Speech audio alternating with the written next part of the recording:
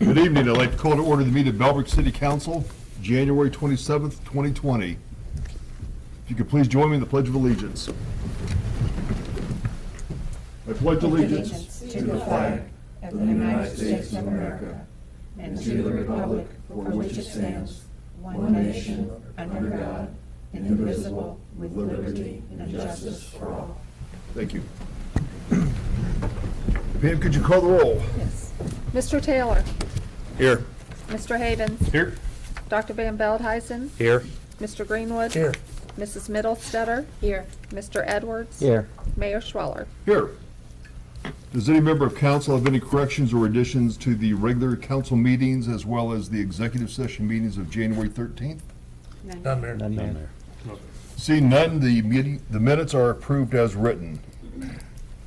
Mayor's announcements. Tonight we begin our meeting on a very sad note. Our thoughts and prayers go out to the family and friends of Mike Pittman. Mike passed away on Friday and will be greatly missed. He was a township trustee for 14 years. While he was a dedicated township leader, Mike always respected the fact that Sugar Creek and Bellbrook were part of the same community. I've known Mike for over 25 years, long before he became a trustee. He was a good friend and also a dedicated public servant. Visitation will be on Tuesday, January 28th at the Tobias Funeral Home on Far Hills from 4 to 8, with the funeral service on Wednesday, January 29th at 11 a.m. Again, our thoughts and prayers go out to his family. And if anyone on council that knew of him cares to comment right now, feel free to do so. Just echo your Yeah. thoughts. He was Mike was a Right great guy. guy that always cared about Bellbrook. Yeah, universal. I know he put a New lot of area. effort into the trail system throughout the township as well. He liked walkability, he liked the parks and the open stuff, and he wanted to get one big connected community. Okay, now the exciting stuff. We've got the oath of office for the Historical Museum trustees, and we will come to the lectern. We'll start with Janice Stratus.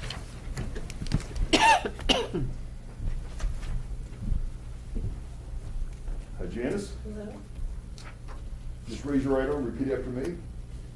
I, Janice Stratus, I, Janice Stratus, solemnly swear solemnly swear that I will support the Constitution of the United States that I will support the Constitution of the United States and the Constitution of the State of Ohio, and the Constitution of the State of Ohio, and will obey the laws thereof, and will obey the laws thereof, and that I will, and that I will, in all respects, in all respects, uphold and enforce uphold and enforce the provisions of the Charter and the ordinances of Bellbrook, the envisions of the Charter and the provisions of Bellbrook, and will faithfully discharge and will faithfully discharge the duties of the office the duties of the office upon which I am about to enter. upon which I'm about to enter. Congratulations and thank you. Thank you. We need to have you sign your oath here. You get the official city signature pen.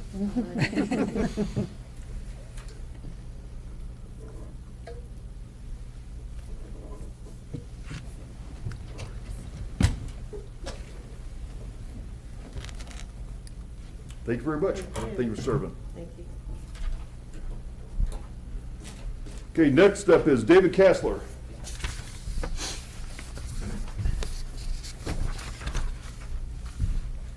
Hi, David.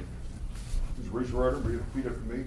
I, David Kassler, I, David Kessler, solemnly swear solemnly swear that I will support the Constitution of the United States that I will support the Constitution of the United States, and the Constitution of the State of Ohio, the Constitution of the State of Ohio, and will obey the laws thereof, and will obey the laws thereof, and that I will, and that I will, in all respects, in all respects, uphold and enforce uphold and enforce the provisions of the Charter the provisions of the Charter, and the ordinances of Bellbrook, the ordinances of Bellbrook, and will faithfully discharge and will faithfully discharge the duties of the office the duties of the office upon which I'm about to enter. upon which I'm about to enter. Congratulations and thanks for serving. Thank you.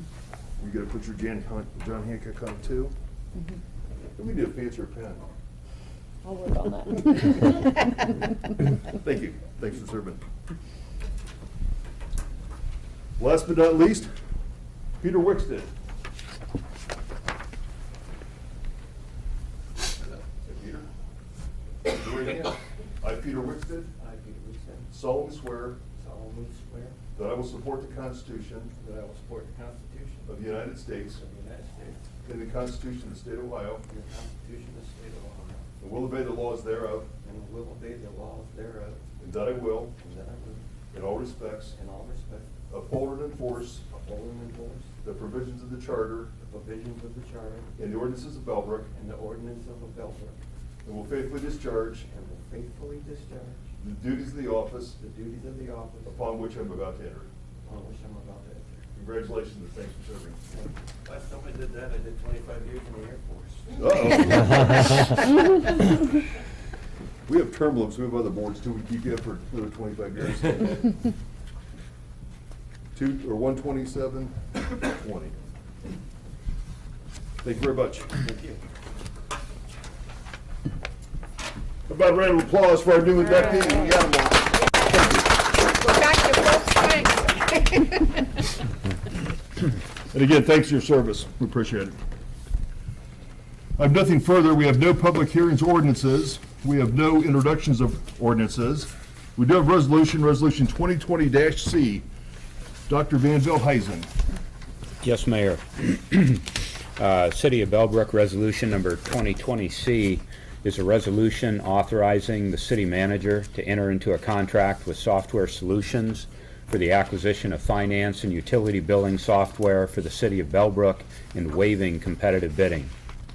Whereas the City of Bellbrook currently uses a software vendor for financial transactions and utility billing transactions that does not sufficiently meet the needs of the city, and whereas the City of Bellbrook included the replacement of the finance and utility billing software in the 2020 annual budget, and whereas the City of Bellbrook has identified a finance and utility billing software option that will sufficiently meet the needs of the city that Software Solutions provides and is widely used and recognized in the state of Ohio, and whereas the software needed is specialized in nature, and therefore the City Council has determined that its normal competitive bidding procedure is not practical in this case.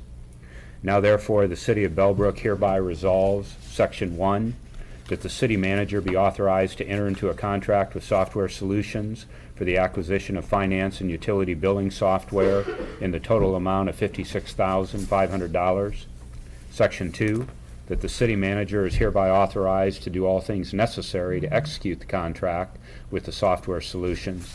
And Section 3, that this resolution shall take effect and be enforced forthwith. And Mayor, the city manager may have more to say in her report. I talked to her about the essential sole source nature of this effort, and it appears fully justified, a best value for the city, and will meet our needs for this year. I'm sure the city manager has a lot more to say about this. This is something she's been pushing for a while, so that day has come. So this will replace the current utility billing and finance software with a with new software that is more widely recognized in the state. There are two main vendors of finance and utility billing software in the state, and this is one of them. And this is software that I had experience with in my previous employment, and it's widely recognized. It's locally based out of Dayton, and it's going to fit our needs much better than what our current software does. It's going to provide a lot more functionality, a lot more safeguards, and the customer service I know is a lot better with troubleshooting and things like that than what we're currently experiencing. So I'm very excited for this. So. And Springbrook was a company that was not widely recognized by the state auditors or by the auditors we had from an outside firm doing our audit last year. So I mean, these guys are more West Coast centric, and you had a hard time with service. What's our licensing fee on that with Springbrook? Do you know, as far as recurring? It's $9,000 currently, and it's going to be $16,000 with the new company. Okay. So it will be a bit of an increase, but. Is that 16,000 in this 56.5, or is that separate? That would be the first year, yes. The first year of service would be built into that, yes. Okay, good. How long before it's going to be fully implemented? What's their? I'm not sure. They'll put us on the schedule once the contract is executed, and then we'll figure that out. Do we anticipate any issues with Cut bills? off or anything, or? You know, double bills or whatever? No, we shouldn't. It'll run parallel for a month before we merge over completely. So I don't anticipate any issues. I've dealt with a software conversion before, and You never know. you never know. Yeah. But fingers crossed. But they did build some time into the conversion to. Train, and they'll be on site. And That's the thing about the other company is with them being West Coast based, they would have a user group conference and, I mean, it was out of Oregon, I think. So this one, this company has an annual conference where you can go and you can work with the software developers and things like that and learn some new skills. And it's always in Mason, so that's nice that it's local. And this has, you said, a lot of controls built into it already, so a lot of things already are checked Mhm. for us, and we can make sure that we're always in sync and it's with the Ohio law, so to speak, as far as Yes. the revised code. Yes. Okay. But as I understood it, the auditors were very much recommending this type of They're solution. very familiar with it, so they can request specific reports and it's totally compatible with what they need versus now we have quite the challenge trying to figure out what reports, and sometimes there aren't reports that give them what they need, so we kind of have to Band-Aid things together, so it's. Will that audit cost go down if we make their life easier? Can that be I doubt it, negotiated? no. Just Wishful ask- thinking. just ask. No. Melissa, can you Your time will identify, go down. identify any savings in other areas that, less time for employees or anything like that? It's gonna save us quite a bit of time. I know that whenever we have issues that we need to try to troubleshoot, their customer service is, I mean, I think Melissa put in a help ticket for something a week or so ago, and she still has not had a resolution to that. So it's the time that it takes to try to fix things or address problems, that's gonna, you can actually call this new company and you can get somebody on the phone that can fix something immediately, So even the price is a little higher, we're gonna have savings in other areas. yeah, Okay. Are there any fees to terminate our contract with the existing provider? no. We've had them long enough that. Yeah, there will be some fees with trying to, I'm sure, extract the data, so we'll have to work through that. This company has worked with, Springbrook, one other time to extract data, so. Okay. Okay. Any more discussion of council? That being the case, can we have a motion concerning Resolution 2020-C? I'll make a motion there. Thank you. In a second? I'll second it. Thank you. A motion was made by Dr. Van Veldhuizen to adopt Resolution 2020-C, a resolution authorizing the city manager to enter into a contract with Software Solutions for the acquisition of finance and utility billing software for the city of Bellbrook and waiving competitive bidding. This was seconded by Mrs. Middlestetter. Dr. Van Veldhuizen, Yes. Mrs. Middlestetter, Yes. Mr. Taylor, Yes. Mr. Havens, Yes. Mr. Greenwood, Yes. Mr. Edwards, Yes. Mayor Schwaller. Yes. Thank you. Good luck with the conversion, Melissa. Thank you. We're hoping for the best. Next up, committee reports. Service. Good man. Oh, I'm sorry, city manager report. Okay, let's see, where do we wanna start? We'll start with low-hanging fruit. Fourth quarter financials, I'm still working on, so those will be, those are normally, would be presented at this meeting, so they will be at the next meeting, so the February 10th meeting, just because I'm finalizing a couple year-end things. Wellfield Protection Plan, Ryan and I met on the 22nd with an EPA representative to discuss updating our Wellfield Protection Plan.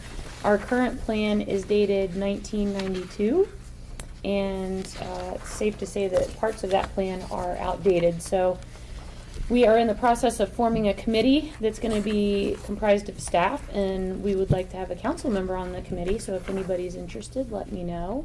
And we're going to be doing the work ourselves. There's actually a template provided by the EPA, but they will perform the assessment piece of it, which is delineating the wellfield protection area to see if there have been any changes. And then they will also do our assessment of any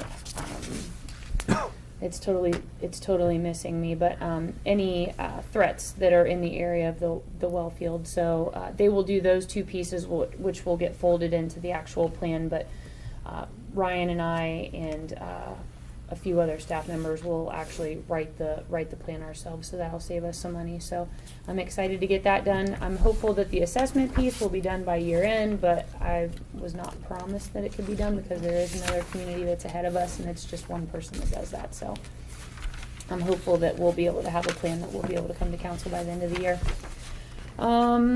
Let's see.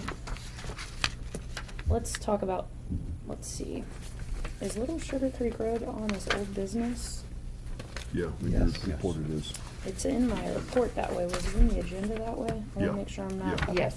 All right. So, the last thing is there is an HGTV contest, and there's community interest in order to submit for this contest. So, this contest is to win a hometown takeover. So it is going to be filmed. It's going to be a 5-episode show, and they are looking for submissions for communities that would like for them to come in and do a little facelift on a few buildings in a downtown. So part of the criteria is you have to be under 40,000 people, which we are. And basically, the video is due, I think it's in another week or so. So it was a very short window. So Bellbrook by Design and For Bellbrook by Bellbrook have been interested in collaborating on this. We were able to find and get a videographer to commit to film and edit it and submit it for the community. So that's really cool. That's Corey Weaver of Full Frame Photography is actually going to do that. So he is kind of heading this thing up and organizing the actual filming piece of it. So a number of people in the community are going to be interviewed for little sound bites that will be included in the video. It's probably only going to be like a minute-long video is what we're thinking, because you have to try to get their attention quickly. So one of the thoughts, which I wanted to get council's take on this before any of this would even be a thing, is one of Corey's thoughts was that it would be really neat to get a large group of people gathered in the downtown and get a drone shot of it for the video submission. So we thought that we could do it on a Saturday morning. We would do it this Saturday morning. It would be really nice if we could get everybody right in the middle of the intersection over here of the 4 corners for that shot. So we figured it would probably take 30 minutes from start to finish to get everybody organized, the still picture shot, and then everybody disbanded. So we would kind of have to have everybody rerouted a block out each way to get around that for that 30 minutes. So if council is supportive of getting a shot like that and allowing us to detour traffic for that 30 minutes, then I'll organize that. Otherwise, if council thinks that this is a horrible idea, then we can try to plan B. Either maybe we do it in a park, but you've got trees. Maybe we do it in a different spot if council is not supportive of that. So I wanted to throw that out there because it was an idea, and it would need to be organized and done pretty quickly. So we were thinking Saturday morning if council is supportive. Otherwise, we can go plan B, like I said. Would in front of the city building be an option, so we would have to close the roads down, or would that make sense, or too Yeah, many we people? could. I mean, we could do it in our parking lot. Okay. We just thought it would be a really cool shot if it was right in the middle of the downtown. But Just not a lot of notice. Saturday mornings, probably a lot of basketball games going on at the schools. You talking about this coming Saturday? because the video, I think it's due next Tuesday. Oh. Yeah, I was it was gonna only say like a Sunday- 2-week window. Sunday morning would have been easier, but you wouldn't then get the number of people probably either. Yeah. What time were you thinking? We were thinking between 9:45 and 10:15. And based on my experience with the farmer's market, there are not very many people that are out and about at that time, so it shouldn't really impact. I mean, I would obviously notify Tom's Mulch and Ernst Concrete so that they were aware, so that they weren't trying to send trucks up this way and be majorly impacted. So we would try to push it out as widely as we could. We could hyper reach it. We could put it on our website, Facebook page, things like that, to let people know that there would be a 30-minute detour. So People could still get through town, though, I mean. Yeah. yeah, they would be able to go around. Just the one block thing. It's yeah, one just block. one block I don't see a problem. around. I think it's a great idea. Yeah. I think you're right. Tim? Agreed, I think it's a great idea. Ernie? Dr. David? Yeah, good, but hold it to 30 minutes. Yeah, Forrest? Good idea. I'm for it. I think it'd be good. There you have it. So we'll share the video with council once it's created and shot off, so How are you gonna get people downtown? we're just gonna spread it like wildfire. So we could So have, we could have everybody- thousands of people down. So everybody here needs to be there and bring your entire family because we want the biggest crowd we can possibly get. And bring all your neighbors. Yep, bring everybody. And pets? I mean, if you want to, just pick up after them. Do we need one of these permits for this, or is this one of those instances that would qualify, or not? Well, I Since mean, we're using ourselves. I could wherever fill, we I do could it fill all. out the permit and approve it myself, I guess.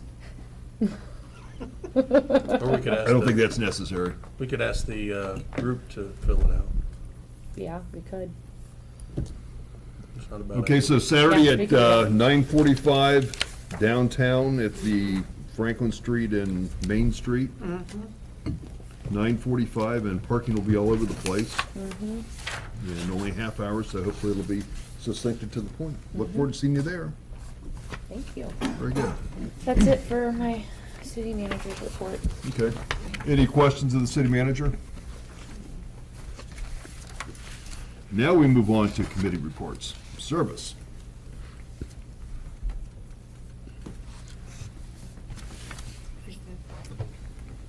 That's Tim. Forrest. Oh, no report, Mayor. Okay, thank you. Okay, safety. Mayor, I don't have anything in the way of a report generated from a meeting, but I do have, and I'm going to be including, when speaking on safety tips that are provided by our safety departments. So if you would, from the fire, and this is pulling from the city's website. The question is posed as to whether or not the fire department can find you in an emergency. The Bellbrook Fire Department crews might be delayed critical minutes trying to find an address because of low visibility of address numbers. And that's especially true in our community where streetlights in some neighborhoods are at a premium. To alleviate that problem, you can order reflective address signs from the Bellbrook Firefighters Association. And the ordering information for those, again, can be found on the website. With regard to the police department, they suggest you never, ever let a stranger into your house. If someone comes to your front door and wants to enter for any reason, especially this time of year when it's cold or at least balmy, do not let them come into your door. Keep your door locked, including while you're standing there talking with them. If they tell you they're working in the neighborhood and have leftover supplies or whatever that they could use on your house at a reduced price, beware. Make sure you check the companies out before you engage with them. And then finally, from our service director, and I believe this has probably already been mentioned, and it may, the way things are looking, it may not be an issue, but this time of year, make sure that during snow and ice events that you move your vehicles on the roadway if possible. Their goal when they're plowing the streets is to clear it completely, and then following the snow plows going through the neighborhood, make sure that you don't pile snow back out into the roadways. And that's all I have, Mayor. Very good, thank you. Good report. Nick, finance and audit. Nothing tonight. Mayor probably will have something after we see the fourth quarter financials. Okay, thank you. Community affairs. Yes, thank you, Mayor. Just remind folks that we still have openings on the Village Review Board, one opening, and the Board of Zoning Appeals Property Review Commission, one there. It is posted on the website. The terms are listed on the application. I forget which one. They're all different terms for the different boards. The applications will be accepted through mid-February, and at which point then we will interview and make a selection.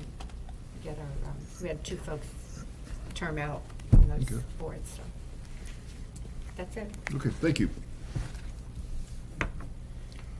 Old business. Okay, so I have some information on Little Sugar Creek and an alternative solution that was brought to us. So the Greene County engineer, staff member Luke Truby had referred this company to us, and also Barry Tiffany had also referred this company to us because they were aware of our issues that we have with Little Sugar Creek. So this is actually really impressive. So I included in the packet a flyer, and then there was also a brochure. So one of the individuals that heads up this company came and gave a presentation to myself and Service Director Ryan Paisley and Service Foreman Jerry Bergen. And this is actually really impressive what this company does. So the two individuals that founded this company used to work for the Ohio Department of Natural Resources, and they were in the Scenic Rivers program. So they have a lot of experience with this area in particular, and they started to utilize a method of preventing erosion and correcting streams that have just changed course for a number of different reasons. So what they do is, it's actually really interesting. So they use all natural materials that exist on site. Sometimes they'll top dead trees, they'll use existing branches and things like that. And what they do is they anchor trees down, and they put lots of this large brush material, so to speak, in order to help slow water where you don't want it to go and redirect it where you do want it to go. So these guys showed us a couple of projects that they have worked on where they would show a sheer cliff face, so to speak, where water had just totally ripped it away, and they showed where their work looked like in process, where they're tethering down trees and they're building up these natural materials. And then what they do is they actually want it to flood, because with the floods come the deposition of lots of natural materials, and they start to build up over that natural material that they have kind of tethered down. So they showed us a couple of projects, a couple of years later, and basically where they had a sheer cliff face, it was now a gradual green established bank again. So it was actually really neat what they do. So like I said, Greene County has used them, and they just used them for their first project. I think it's Eliezer Road, but there hasn't been much rain since that's actually happened, so the floods haven't occurred to be able to see a lot of progress in the area that they used in Greene County. But Warren County has used them quite a bit, and I haven't got to talk to the people in Warren County, but the people in Greene County, Luke Truby specifically, did say that they were good to work with, and they're just kind of sitting back and waiting to see what happens with the project that they were fixing. But they are going to use them in another area as well. So this company, the two guys, they actually walked Little Sugar Creek, and they looked at where our issues are, and apparently there are two log jams that exist between the park and the bridge. So those log jams basically need to be cleaned out and pretty much moved. So the log jams where they are now on the opposite side of the creek is causing the water to just erode and really wreak havoc on the side of Little Sugar Creek, on the road side of Little Sugar Creek. And he said that water over time is what's really starting to cause our issues. So he said that they could remove these two log jams, they could use their form of remediation on Little Sugar Creek and see some pretty quick results. So I did receive a proposal on Friday from this company, and the proposal, I think it was approximately $175,000 to start. Over the course of 5 years, along with regular maintenance, they have pretty good confidence that this would be able to definitely stop our erosion and hopefully remediate the issue completely. All of that is obviously weather dependent. We need a lot of rain to happen in order to help stabilize that. So the proposal over the course of 5 years was $500,000. So it's a bigger chunk up front for that work, and then it tapers off, and then that also includes the maintenance over the course of that 5 years. So I have not got to do much research on this company and other successful projects and talk to a lot of people yet, just because this was just brought to us, I think, Wednesday of last week. So if this is something that council is interested in me doing some more research on, now that I have the proposal and we know what's in front of us, I can definitely continue to look into this. But I think that their proposal, if it's successful, and it really could help us, it could stabilize that bank and alleviate the need for a $5 to $6 million wall.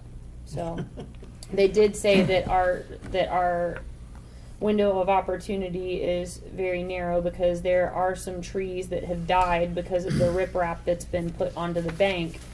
And if those trees that are dying start to fall, those root systems get uprooted, and then it just is going to wreak havoc on that hill. We need those root structures to kind of stay in place. So there's a lot of tree work that needs to be done regardless, based on his assessment. So if this is something that council is interested in me continuing to pursue, I will do so. I think it's a very interesting proposition and possible solution to our problem. So I don't know if it's necessarily the silver bullet, but it definitely sounds better than a multi-million-dollar wall. Clarify something for me. The first engineering study that we did, was my understanding that the problem with Little Sherwood Creek was water coming down from above Little Sherwood Creek, going below where all the dirt was, and down to the bedrock level, which is some undetermined level below ground. This is saying the problem is coming from below. Mm-hmm. So I guess, I think it's a good idea. I just want to be pretty sure that we have a consensus of where the problem is. Yes. Before we start. Well, the original report that the council was provided back in August, I believe, only addressed the east side of the road. It did not address water runoff, drainage, or what have you on the west side of the road, the downhill side of the road, or I'm sorry, the uphill side of the road. This plan would be addressing, based on the same report that we, or the council received back then, that would be addressing the east side, the downward side, the River Creek side of the road. That's my recollection too, that it's the same side of the road. That was where the boring was done and the analysis was done on the east side of the road, where the most recent slip was. Yeah. I thought, my understanding was that it was a combination. That was one of the big issues, was the water coming down and running across. Running under the road. Running under the roadway, but Yeah. That was Down also- the bedrock and having the Yeah. dirt on top of the bedrock slip. Yeah. And then the road dropping and going down. Mhm. I'm not an engineer, so I have no idea, how buildup along the river is gonna, water doesn't travel uphill, right? Maybe This it would does. still be downhill. It would still be down? Yeah. Yeah, it would be down.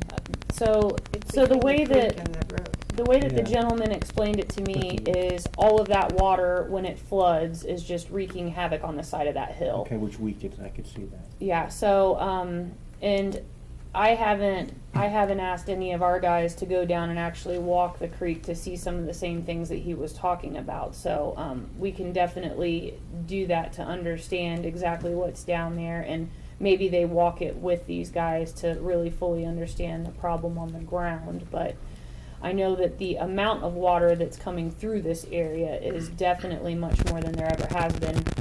We were talking earlier about a meander in the Little Sugar Creek has moved 62 feet in 8 years.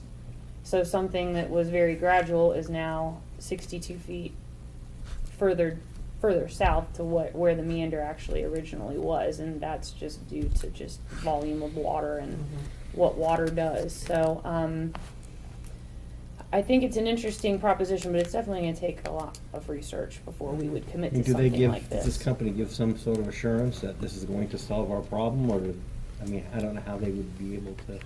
Because it's so weather dependent, they need floods to happen to deposit materials, and some years you might get a lot more flooding than what you do others, so that's kind of Greene County's situation, is they paid for a solution, but really haven't had much rain since it was installed, so they really haven't seen any immediate. But they also probably don't Improvements. have the problems, because the problems happen when it rains, right? Yeah, so. In March and April. March and Yeah, so, I mean, what they do would still provide some immediate relief, because it's going to shelter those banks with the natural materials that they use to install, to be able to divert the water, so at least that would stop the erosion. It would stop that water from accessing that side of the creek at such a fast pace as it does when it floods. Madam Well- City Manager, would you be able to arrange the same kind of presentation that you saw for council, so we could then ask I them could questions definitely following? do that. Thank you. Yeah. In the meantime, too, check the references. They've been around for 35 years, so there's probably a bunch of them that have seen, maybe there's been a few failures, hopefully a lot of success. Let's find out what they do with that. I don't want to put $500,000 into it and just say, wow, this didn't work for you, and, you know, another 500,000, another 500,000, we're $3 million. And Halfway through what we could have done before. exactly. I mean, we got a one-time shot. If I may, I Go ahead. think hearing the city manager putting a little bit of additional research into this is not a bad idea, but I think it ought to be targeted research that not just here's what we've done. They ought to look at the report that the council got last August, and I think we need to see them specifically address the issues raised in the report of how their method does or does not affect that. So definitely target that research. Yeah, I'm not particularly swayed by an organic choice versus an artificial choice. If the artificial choice is more effective, what I probably am swayed by the most is that it's less than 10% of the other solution that was proposed. And I do believe it's a viable from what I've heard so far, so definitely would like to hear more. I can definitely arrange a presentation where we can send you research the method and other people that have used this company and this method. How did we find out about them? Through Greene County or Bryan County? Barry Tiffany and Luke Truby Okay. sent okay. them our way. Wow. Listen, the Army Corps of Engineers, can we contact them and get some information from them? Because I understand there possibly might not even be any cost with some of their solutions. Okay. And they also might give us a third, they might give us a third opinion on it Yeah. too. That's true. Because that's what they do. I mean, it's, Yeah. And they're responsible for all waterways. right. So that's, cost-wise, they may fix us up fairly inexpensive. If I'm not mistaken, the solution, that's the $7 million solution, only addresses one portion of the road. It doesn't solve the whole problem, and it sounds like this might be extended further and take care of the entire stretch of Little Sugar Creek where it is eroding. Because the more development that keeps happening upstream, the faster the water is going to come pouring down. It's just, we're downhill, and Yeah. it's the way it is. And they can tell us all they want that the increase in water flow isn't going to happen because they do detention ponds or whatever, but It's happening. it's happening regardless. I mean, you can see it in the creeks.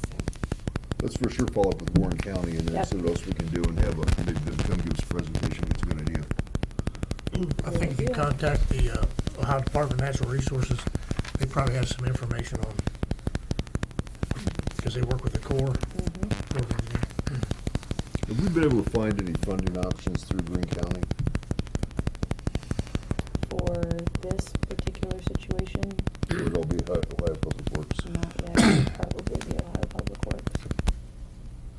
I think it's bigger than Greene County. Yeah, let's just kind of Yeah. keep our finger, well, I'm just thinking if the piece Yeah. is not picked up by OPWC, we need somebody to come in and help us out a little bit. So let's Yeah. kind of, we'll talk to our commissioners. Yeah. We just make sure we keep following that kind of parallel to everything else, because we have to do something sooner than later. It seems like our incidents always occur in the February, March timeline, so that's still, ahead of us. I've looked at that area, walked it, where you're talking about on Little Sugar Creek. That's real deep. There's a pool there where that slippage is. So it's definitely not gonna get any better unless we do something. Okay. That's it. Nice report, nice update.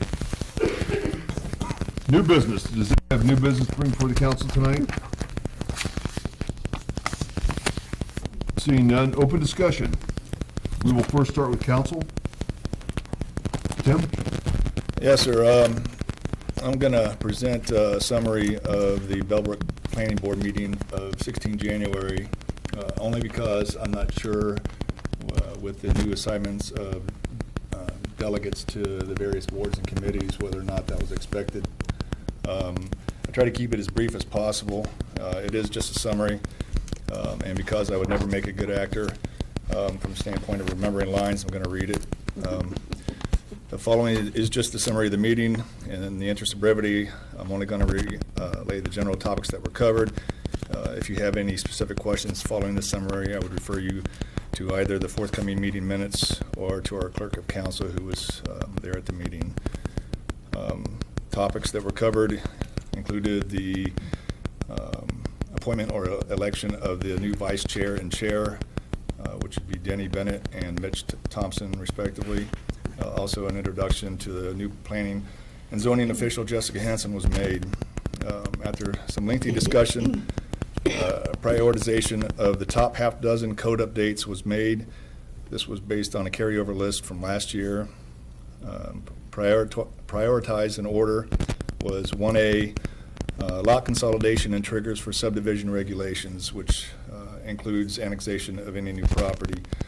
1B, temporary sign code, expected to be completed within 4 months, hopefully before spring and the farmers markets and such. 2, repeat offenders, fines and punishments. Number 3 was fee analysis, dealing with residential zoning permits with commercial to follow. 4 was the actual sign code, and 5, rounding out the top 6, was accessory structures and uses. Discussed was with regard to the fee analysis, included comparison to surrounding jurisdictions, seeking to establish comparable fee schedule that is representative of the cost incurred by the city while still remaining fair to the citizenry. Discussed was proposed business to be located at 4454 Bellmead at the intersect of Wilmington-Dayton Road. This discussion was tabled while awaiting answers to questions proffered by board member Brady Harding, specifically with regard to the busyness of the intersection, lot coverage percentages, traffic impact to the neighborhood, etc. Discussed also was the master trails plan and Bellbrook's inclusion in the system as part of the comprehensive plan. Discussed was determination of what constitutes a habitual offender as it relates to potential problem nuisance properties, for example, multiple lawn care issues, citizens operating car repair services out of their garages, etc., as well as options for providing citizen anonymity when reporting those potential problem nuisances properties to help alleviate the fear of retaliation. There's apparently a concern that people who are reporting potential nuisance properties could be retaliated against by those that they reported on. Also discussed development of a historic site preservation inventory of downtown properties and the regulatory codes.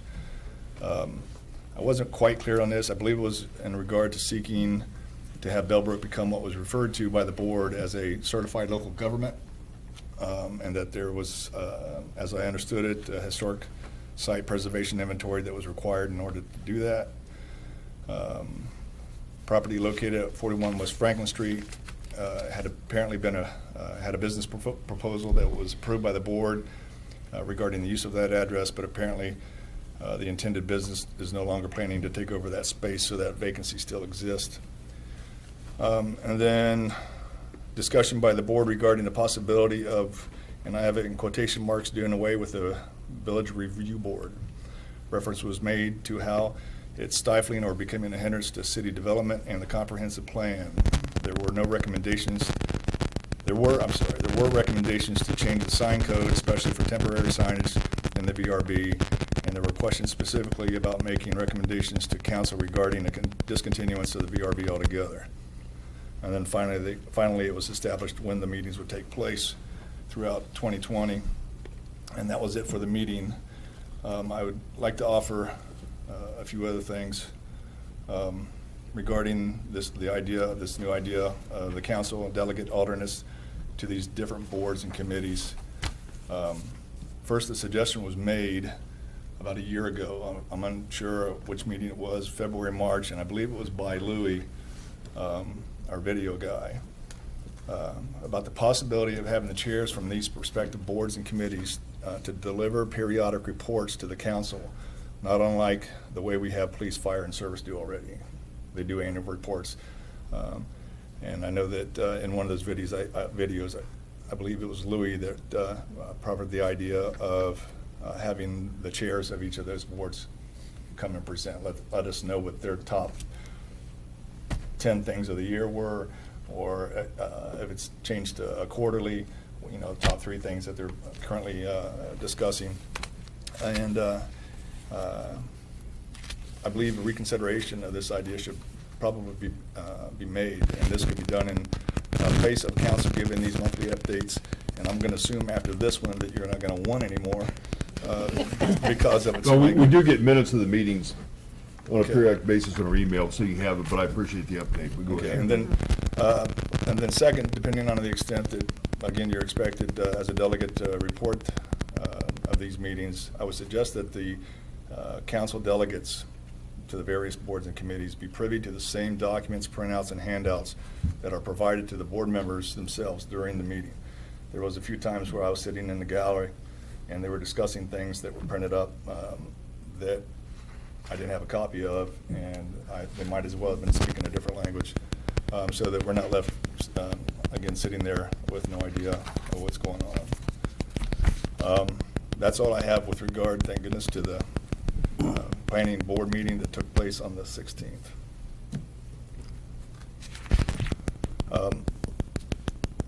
Forgive me if I'm out of order here as far as open discussion and what qualifies. I'd like to personally pass along my condolences to the Pittman family. Very sad news.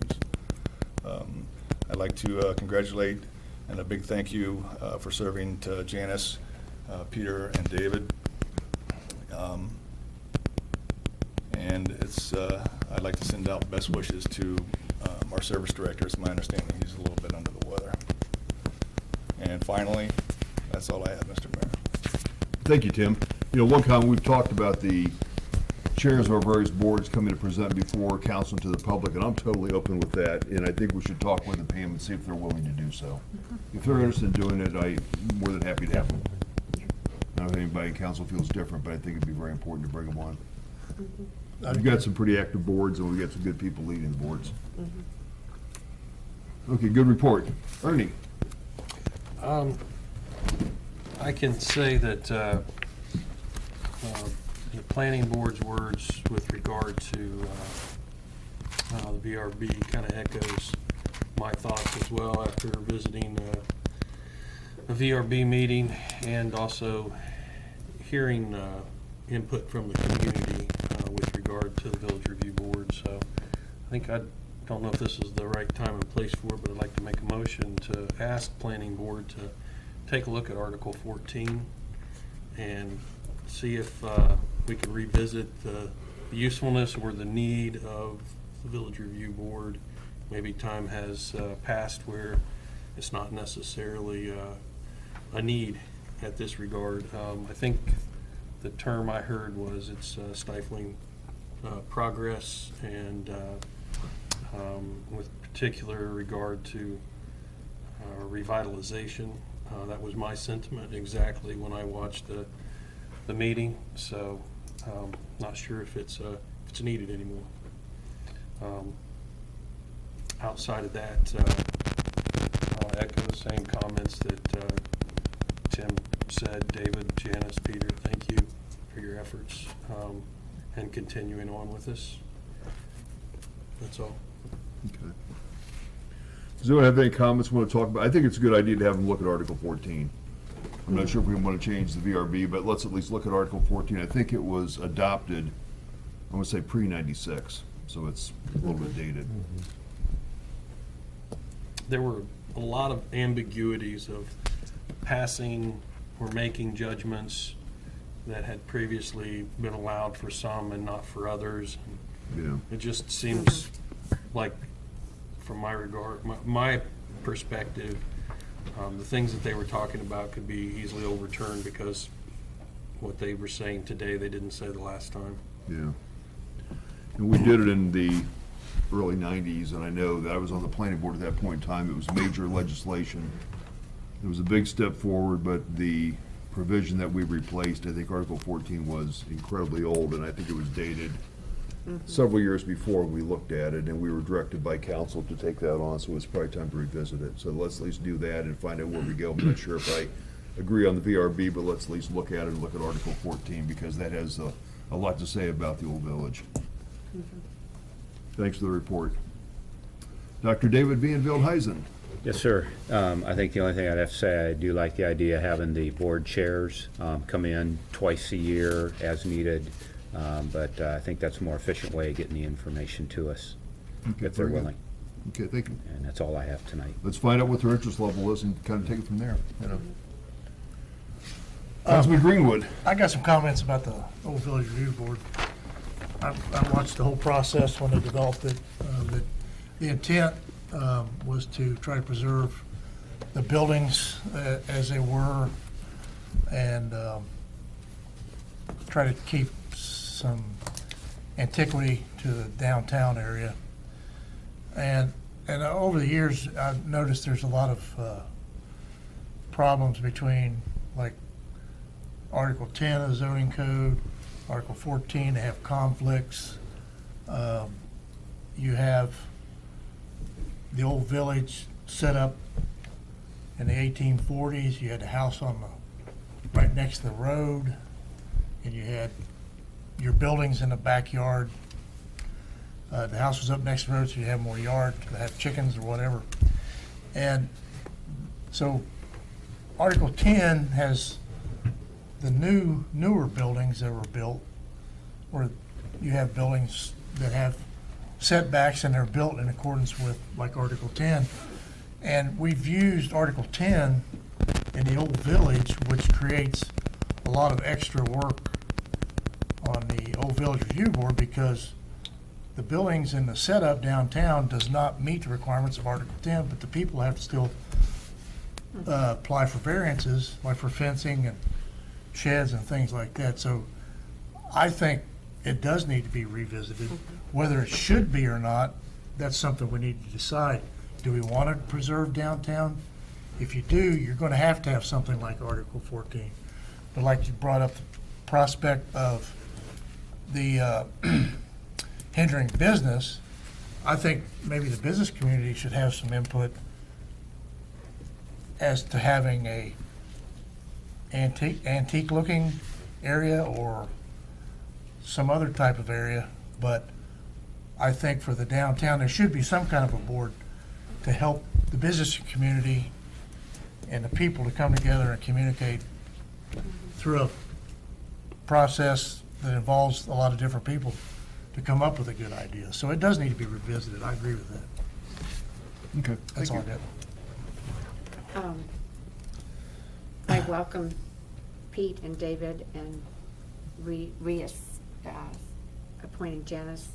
You folks have worked hard. I know Pete has put in multiple hours cataloging and photographing items at the museum.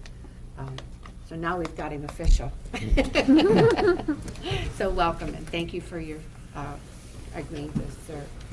And I too send my condolences to the Pittman family. It's been a long haul. Mike's been sick for quite a long while, and it's a tough loss for the community. And also for Ryan, I hope he's on the mend. So that's all I have. Thank you, Elaine. Yeah, I work with Tim, or with Mike, a lot, probably 15 years ago, 20 years ago, on a couple of merger-related issues. Very dedicated, not only to Sugar Creek Township, but to the area in general. I mean, he was concerned, just as concerned about Bellbrook as he was the township, and he'd be greatly missed. He's a good man. As far as the VRB, I think we need to look at it. I don't know whether or not I would agree with eliminating it or not. I think to Forrest's point, we may need something to preserve what Bellbrook was, but not get it in the way of what Bellbrook could be. So I think it's worthy of taking a look at it. Okay, very good. I have nothing further to add other than to tell members we appreciate Janice and Peter and David for serving on the museum board for us. It's nice to have the board filled up. We've got a few other open spots. Hopefully we'll get some people for that, but it sounds like we get a good crew at the museum, and I appreciate your service. Thank you very much. This time we open the discussion to the viewing audience. State your name, address, and you're entitled to 3 minutes.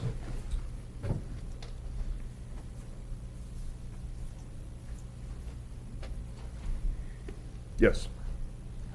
We ask you to take the lectern so you can be on, Because mic'd otherwise in we for the can't TV. hear. Yeah, because otherwise we can't hear you. Hi, I'm Louis Schatzberg. I live at 4082 Ridgetop Drive. And thank you, Tim, for bringing that up about the board meetings. I think, I've always thought that there's a disconnect between city council and the boards, and the public don't even know what they do. So I think it's a good idea, at least once a year, to bring a member from that board to tell them a recap of what their topics are that they've had, or challenges that they've had for the year. Because then that way the public knows what's going on with the different boards and what's available.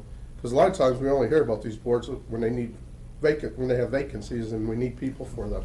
And then people go, oh, we have a board for that? So, thank you. and Good point. Have a good day. Thank you. Janice, did you want to talk? Oh, We have you talk to the audience, and the people in the viewing audience can't watch it, and I know we got a lot of people out there watching us tonight, so. Okay. My name is Janice Stratus, and I live on Shadowwood Circle. I just wanted to reiterate the fact that I think the television show that you mentioned is exciting, and I think that would be a great venture for the downtown. I mean, it kind of all pulls together some of the things that were brought up earlier tonight, with, you know, old ordinances, new ordinances, the look of the downtown and so on. So I just think that that's a great opportunity for us if we get chosen. If not, then I think that it's important that we do continue to strive to get the downtown area a facelift, because I think it is needed. I know it's been brought up over the years as far as lack of parking and foot traffic and so on, but I think there are several ways that would bring people to the downtown area, but in order for that to happen, some new ideas and a new vision should be thought of. So that's Okay. really all I have. Good. Thank you. Thank you. Does anyone else in the audience care to address council tonight? Going once, going twice? Does any member of council have any other business to bring before us this evening? None, Mayor. Seeing none, this meeting is adjourned.